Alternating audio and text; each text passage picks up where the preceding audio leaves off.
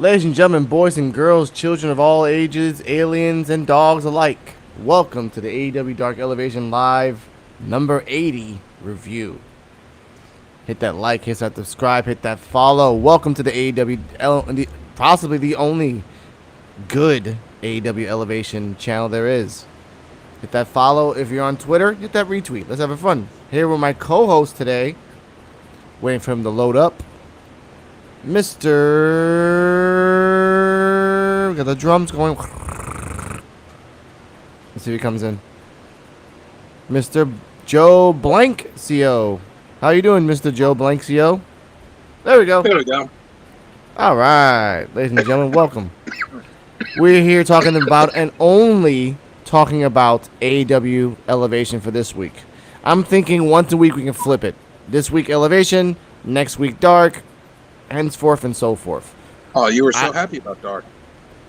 I was happy because there's only 5 matches, but the 5 matches I didn't want to see. But you were happy for your boy, Zach Clayton. That's an elevation. Again. Oh. Elevation. Again, we get confused sometimes. Elevation and Dark are intertwined. Ladies and gentlemen, please like, subscribe, and everything else. Enjoy. First match coming up. Marina Shafir and Nyla Rose versus JC Storm and Joelle Clift. Yeah. Now, I was like, first off, Joelle Clift was a tall person. I was like, damn, this woman's big. And she had no offense. JC Storm got like, you know when Powerhouse Hobbs runs into a person and just does this? He just did that, just smacked on him. And they did this weird finisher on JC Storm, which is like, okay, Nyla has JC on her shoulder, and then Shafir goes around like a sack of potatoes, and then just DDT'd her. You remember a team called the Beverly Bombers back in the 90s? The old WWF team. Talking about the Beverly Brothers? Yeah, when they did that finisher, they got banned. You remember the one that they just spiked the guy on their head? Yeah, that just reminded me that. The second they did that, because she got spiked on her head. Shout out to Promo Joe. I hope you catch that, because that was just brutal. I don't think it was a botch. I felt like it was a Samoan drop DDT. But she wasn't sideways. It was a fireman. Like, it wasn't a fireman's carry either, because a fireman's carry is a Samoan drop by a different name. But she had it like this, like just slanged over. The legs were popping out, and the body was grabbable by Shafir, and just smacked it. She looked good. No, it looked good. I'm happy for Shafir. Like Menard and Excalibur, who was on commentary, was doing great. No audio clips today, ladies and gentlemen. I'm in position place C, what you want to call it. Anyway. So, did you like the match? Give me your thoughts. Because actually, ladies and gentlemen, he thought he was watching Dark, but then in the end, he actually watched the whole Elevation. So, yeah, he actually has thoughts of it. Check your audio again. You're coming in distant. Hold on 1 second. Okay. Okay, how about now? That better? Echoish. It sounds like you're talking from a cup. A cup? Yeah, like talking like this. Okay, let's try this again. All right. We can still talk like that. It's okay. We can still hear you. Just cup Joe. Just cup BNCO. It's fine. All right. Next match. Julia Hart versus Tiara James. 30 seconds. 1 minute and 48 seconds. I timed it. What did you count the differences? First off, I thought it was Queen Aminata who just changed her name. I'm like, no, wait, that's not Queen Aminata. This is Tiara James. No offense. Absolutely no offense when it looked like she was going to give offense to Julia Hart, which kind of pissed me off. I'm like, Julia Hart's there to squash. I get that. Totally understandable. But give her some offense. 1 or 2 punches, like nothing. I do like the Heartless Lock. I like Julia Hart's music. And the Heartless Lock is a very Ciampa-esque lock if you look at it. Like, she really, like, just... So I do like that. You know, very Gargano Ciampa in a pinch type of lock. But this was a squash, and we almost are about to talk as much as the match was. Almost. Let's go to the third match. Mr. Joe BNCO's favorite. Emi Sakura versus Athena. Now, say your thoughts first, because I have thoughts on this match. Okay, first off, how do you have Athena on a pay-per-view battling for the TBS Championship, and then going from that to Elevation? The hell? That's like falling off the card. But was it a good match? Yes or no? That's the question I have to ask you. Okay, Emi Sakura is a fantastic performer, and she had majority of the match's offense. She did most of the offense in the match. Athena had 4 offensive moves in the entire match. 4. She won the match with only 4 offensive moves. And they weren't all together. That's true. That was the weird thing. My thoughts on the match is this. This was a good back and forth. It felt kind of like Athena was like wrestling in water a little bit in certain aspects. Not all the time. Not all the time. Because she looked good. Because this is the point I'm saying. And this is the point that Joe's saying that she was good because she was doing some stiff shots, stiff elbows to Emi Sakura's face. Just bah, bah, bah, about 4 or 5. And again, yes, Athena only did 4 moves. Emi Sakura carried the whole match.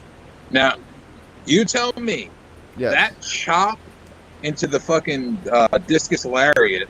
Ooh. Tell me that wasn't straight up like hardcore Japanese style.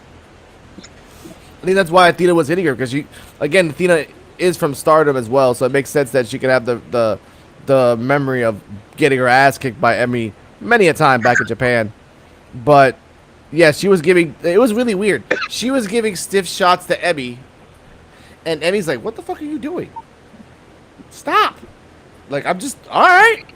You know? And then at the end, which I will give credit to the cameraman, the angle in which I don't know what the hell she calls it, but off the top rope stunner was perfectly, because it was on the outside, tilting this way like that, so it was just the perfect angle for the obvious 1, 2, 3.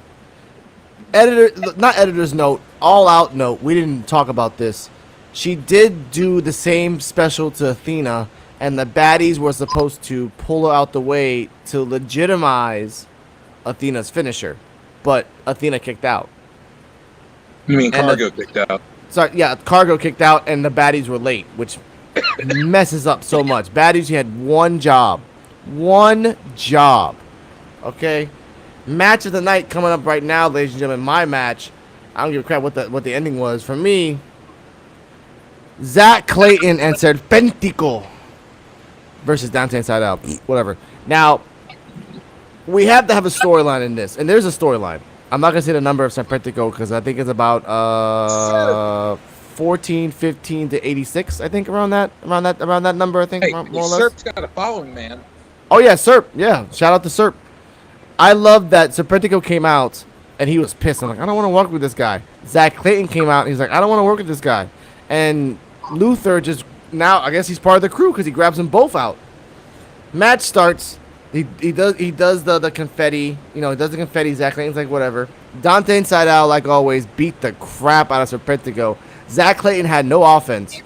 None. He was outside. So this is not Zach Clayton's fault. He was the star of the show. They protected him. I'm glad. Serpentico got the mystery kick and the nosedive for the 1, 2, 3. Zach Clayton is still undefeated in my eyes. All right. Now. Hey, he lost the hook.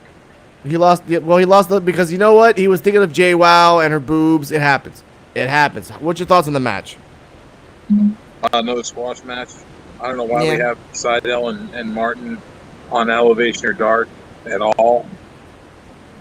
I guess just like mid, because you have to remember there's low card, mid card, upper mid card, and upper, you know. Dante was just card. in the Casino Battle Royale ladder match. He's a mid to high card. He's a mid to upper card. He will always be mid to upper card, but because of Seidel, now he's a mid to low card. And no matter what, I do like Khan's thinking that no matter what, we could just pluck Dante out no matter when we need to and put him in a high priority match. No matter what, because he'll always be, he's again by himself, without his brother. See you at the medical zone. Cross Dante's brother. He can always, again, you put him in another tournament, you put him against the TNT champion, you put him against Wardlow, it'll be a banger. Hopefully he never fights Wardlow. No, stay the fuck away from Wardlow. Okay. I hope they do put him against Wardlow so Wardlow can squash him. That's the point. You don't want to squash Dante that many times. You don't want that. But let's continue. Squash him. I know. Next match. Brody King and Buddy Matthews, and I was going to write down versus Jobbers, but versus Isaiah Prince and Cubes. I did not misspell that. That's exactly what his name is. And I did like Matt Menard's commentary. I think Matt Menard and Excalibur said this. I'm like, oh, his name is Cubes, but he's making a rectangle with his fingers. Makes no damn sense. They said he was shaped like a rectangle. Yeah, it's like his name is Cubes, but he's doing the shape like a rectangle. He's stupid. And guess what? Yeah, this match only lasted 2 minutes, less than 2 minutes, because they were playing with their food. Isaiah Prince did do some offense, and Cubes did a kick. Cubes is the guy that I referenced to that he looked like an older version of Opie. Yes, and they killed Opie, ladies and gentlemen. They freaking killed Opie. He looked like Opie at the end of the show, and then next thing you know, you got Brody King squashing him in the corner with the cannonball. It looked like it crushed his face. I'm going to say my rant about the end about these tag teams, ladies and gentlemen. I'll say it when I get there. Now, next match. Again, this was a squash match. Julia Hart was there. I forgot to say that Julia Hart was there in the background, just big Julia Hart. Next match. Hikaru Shida versus Christina Marie. Thank you. Squish squash. It was, but this was like the spirit of the hard stiff match that Emmy was supposed to have with Athena transferred into Shida, and Shida was giving a stiff match to Christina Marie, because she was chopping her, sliding elbow, jumping elbow, slapping the corner of the face. She's like, no, don't hit me. And she put her hand down, got smacked in the face, and for the end of the katana, for the 1, 2, 3, and this was just a bad. I'll get to my rants. Next match. Ryan Nemeth versus John Silver. Again, we get the lore of Ryan Nemeth. We do get confirmation that he did steal Dasha's glasses. Whatever, that's for BTE. Which, by the way, breaking news, no BTE for the next couple of weeks because they're whiny bitches. But again, we'll talk about that. We'll talk about that in rumors and news at the end. Okay, I like to put it at the end. I will, sir. Okay, Ryan Nemeth versus John Silver. Ryan Nemeth did Rick Rude poses. John Silver threw him up. He did Rick Rude poses. There was no pretty boys in the back for defending Nemeth, and everybody except for Evil Uno was on crutches. Spin Dr. Bomb for the 1, 2, 3. Your thoughts on the match? It wasn't a squash because it lasted 3 minutes. It was a squash, but still. I just feel like they're building up Ryan Nemeth. I think he needs to work on his speed a little more and his accuracy. And once he does that, he has the size and the look to be a great performer. He can talk on a microphone pretty well. Oh, yeah. He can talk for days. He can talk for days when no one wants him to talk for fucking days. But he's talented. He has talent. Yeah. If he's going to be anything close to what his brother was, his brother started off, in a stupid gimmick with the Spirit Squad. Yeah. So he's starting off with a stupid gimmick. I don't know. I think Nemeth can be more because Nemeth knows a lot of people who are in Hollywood, and they're trying to connect the Hollywood thing and everything else. But I mean, he is the Damian Sandow of AEW. He is trying gimmick after gimmick. He was in the last BTs, he was trying to do a gimmick about passing by and talking to people about sharks. That's all he ever talks about. And then a couple weeks before that, he was in a movie premiere try to push himself. And then Damian before that, Sandow's talented too. Yeah, and they don't bring Damian Sandow to AEW. I don't know why. That's a get. That's a get right there, man. But you don't want to bring him in Impact. Amazing. Yeah. Even in NWA as the third degree black belt North American champion or American champion, we want to call that. So I love that with Josephus, R.I.P. Josephus. Great wrestler. He was over. He was fucking over. Damien But again, Sandow's gimmick in WWE reminded me of the Genius. yes. 'Cause I think that was where he was going with, like really going in that direction. And that was fine. I love that. But in NWA, he really got his niche going. But then they're like, hey, hang out with Josephus. You can get the rub with Josephus, and he was getting the rub. But when Josephus died, his momentum died with it. He's like, Damien Sandow now, whatever, man. I don't give a shit. But anyway, time for the main events.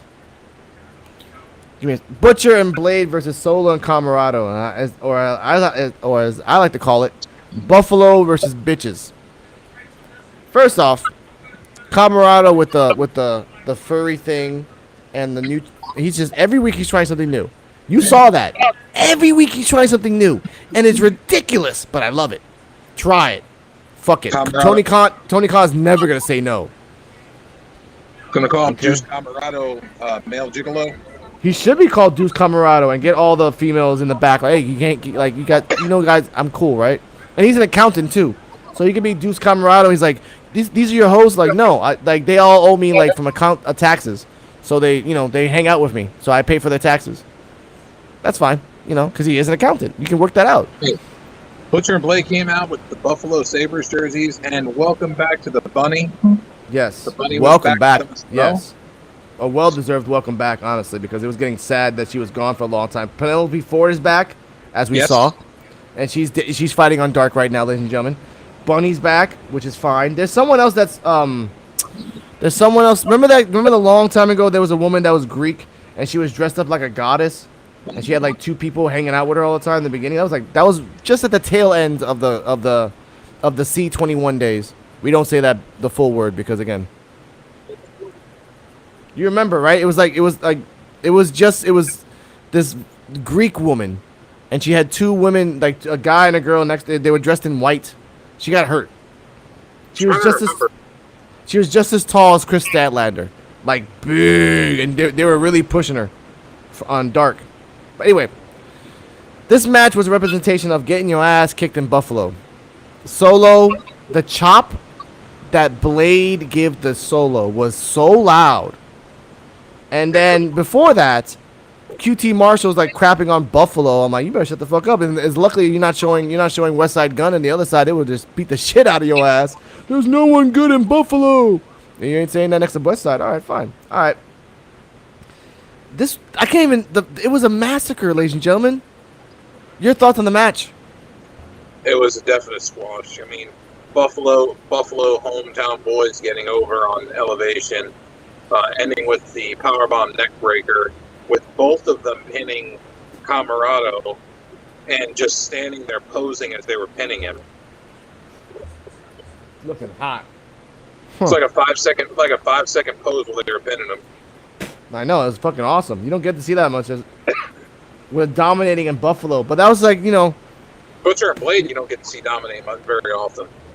That's what I mean. You don't get to see that at all, and I'm glad that they got the rub. Like, hey, dude, you're in Buffalo. You're a good tag team. You've always been here since day one. I'm happy. And here's a win for you. You deserve it, which is well deserved. Well fucking deserved. So I'm happy for them. Ladies and gentlemen, I'm happy for that was a main event. Now, let's get to the part that pissed off Joe. I got it right here. Where are you? Here we go. BTE. No, not BT. Rumors and news. Yeah, BT. Here we go. Go for it. I gotta fix the bottom part. BTE has been canceled until further notice. Okay, because they're bitches. That's why. And it's not because they're bitches. It's because Kenny Omega took the fucking jab at CM Punk after all the shit went down recently. Yeah. He took a jab at Punk, pretending like he was an employee working at Target as a manager. Yeah. And he was pocketing money and then walking away. Feeble-minded. Oh. Damn. Come on, Kenny. You gotta be that spiteful. Well, promo it went Joe kind of all called over it out. Facebook. It was all over Twitter, all over YouTube. Yeah. And then they had to pull the episode down because it was getting so much negativity. Yeah, because you're bringing negativity to Tony Khan. You're not thinking of the company. You're thinking of yourself. And BT is not about yourself. CM Punk is not saying anything about what happened. He's being Because he's quiet. smart. He's being smart.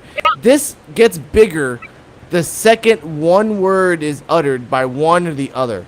So instead of uttering a word, you literally made a sketch trying to subtly say all this stuff. And then probably Tony Khan saw it and like, nah, dude, take that shit off. Take that shit off. You know what? And Kenny, because again, it's not Tony Khan doesn't own BT. Ladies and gentlemen, Tony Khan does not own BTE. The Young Bucks and Kenny and that group owns BTE. So it was their choice to not do for the next couple of weeks. But it was Tony Khan's choice, obviously, to tell them break it down because you're hurting the company. That's what pisses me off. Tony Khan could have been like, look, you either take it down and you stop doing your show for a little bit till you go pull off, or retire. They don't think that. They don't think that at all. They didn't think about that when making a segment. You didn't have to talk about that. Punk hasn't said shit, and Punk will not say shit at all because he knows he effed up. He knows that, and he's older than you guys. Now, hold on. Let's be fair. Let's be devil's advocate and be fair. The investigation is not concluded, and we don't know what happened yet. Of course. Of But course. the latest that I have heard was Kenny Omega, the Bucks, what's his face, Brandon Cutler, and Tozawa. Nakazawa. Went to Punk's locker room and kicked the door in. Yeah. The dog Punk's dog wound up biting Kenny Omega on the leg. Yeah. And that's when Punk punched one of the Young Bucks as they were trying to push their way into his locker room. Yeah. And that's when Ace Steel jumped and tried to grab the dog off of Kenny. Yeah. And Kenny tried grabbing Ace, and then when he tried grabbing Ace, Ace bit him. So basically, this all started because of this all started from them opening the door, and then kicking the door in. kicking the door in, and the dog protecting his his companion, which makes sense. He is a companion dog for some. Like you can't get mad at the dog. Yeah, you can't get mad at the dog at all. You got a 5-on-2 situation. 5-on-3 when you add the dog. I don't. I know it's not a big dog. Like they showed him coming out before Dynamite. Like he started running around and shit. That was pretty cool and like pretty cute.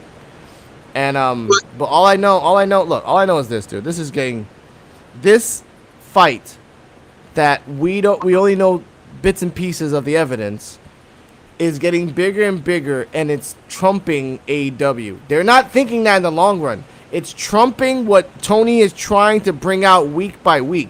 Because guess what's happening? Tomorrow, they're going to ask if anybody's going to make reference to it. You know damn well Acclaim's not coming out on Wednesday or Friday, and they have to because they have to promote the tag team match next week. So Caster's probably going to come out again, going to say a rap or almost to a rap, and then someone stops them again. That's the only way they can save this. What was up They with can't. what was up with that Twitter I shared with you from Caster? Oh, that was that. Yeah, I showed you. That was. There's always Caster. Caster's always ambiguous that way. He's always been that way. He likes to fuck with people. Nexus? Yeah, it's just Caster. That's all it is. He likes to fuck with people. That's like not in a bad way, but it's just like in an asshole way. And it's very definitive how people are. Yeah, that's true. You have any highlights from Raw? Since you want to talk, since we're in Raw talk, and we always talk about this anyway, so I'll put this up. Yeah, here we go. Raw talk. It's an Austin Theory. Yeah. I'll start with the Gargano had his first match on Raw, and he won. He had a great match against Chad Gable. Yeah. Great match from both sides, and then Gargano won. He was leaving, walking up the ring apron and raising his hands. Theory comes out, whacks him with a briefcase, takes selfies, goes over with Gable and others, takes selfies. And the next thing you know, Kevin Owens music hits. Kevin Owens goes to the ring. Yeah. And he faces, Theory face to face. And he cuts a promo, a killer promo, by the way. Kevin Owens, once again, he's back to his old self, back to his old good self, the one that we've been missing. And cut a promo saying how himself and Johnny, he said it's guys like himself and Johnny Gargano are the reason why wrestling is still alive in this business. Yeah. And he's like, it's guys like you that are the problem with this business. Yeah. I heard that. I saw a clip of that promo. That is true. Yeah. You know. And they wound up fighting. They got into a little bit of a scuffle. And Kevin Owens supposedly broke Theory's nose. God. He had blood just trickling down his face from his nose at the end of it. I have a feeling they're going to make a match with Gargano and Theory or Owens and Theory for the briefcase. It makes sense. They could do a 3-way Owens, Gargano, Theory. They got to get really. the briefcase from Theory. Yeah. No. The plan is set in motion.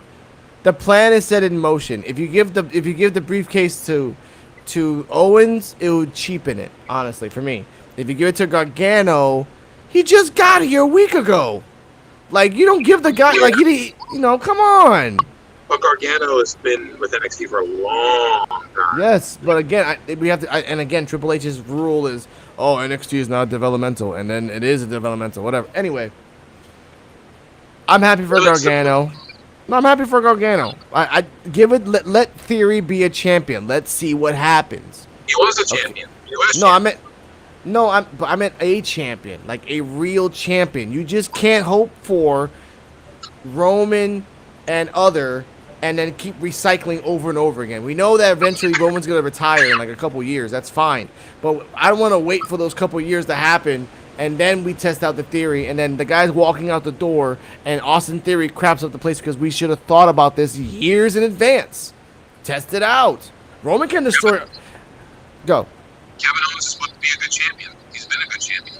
He is fine. Give it to him. Give it to him again. But someone has to take the belt off Roman by WrestleMania. Someone has to take it off him. What? Before he faces The Rock. And The Rock's not gonna take it off. The Rock got Black Adam to do. The original plan, but Black Adam comes out like. I know, but he still has he has a couple more movies coming after that. That's what I meant. He has like 2 more movies coming out after Black Adam, like little small things.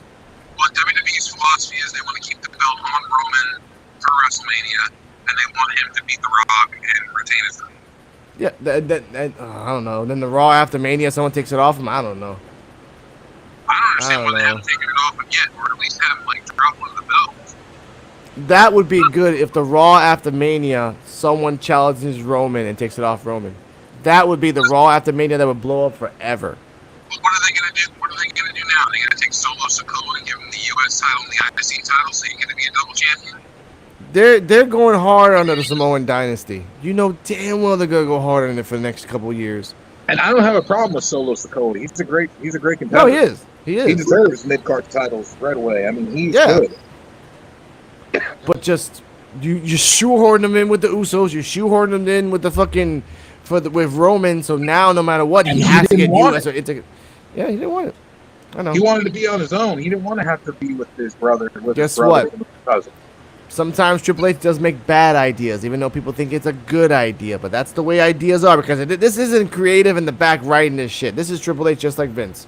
This is NXT, him saying... You should have kept him in NXT until eventually he beat Braun Breaker.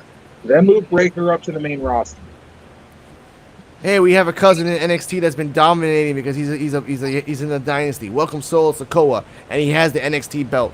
Like, really show that he's ready. And then you can use that for years in advance, showing that when I went to NXT, Roman, I got the belt. When you went to NXT, they just called your ass up because they knew that you weren't going to win this belt. Have a discussion, you know. But again... that could be the guy that takes it off Roman. There you go. Ladies and gentlemen, that's Raw Talk. I ain't talking about no more about this shit.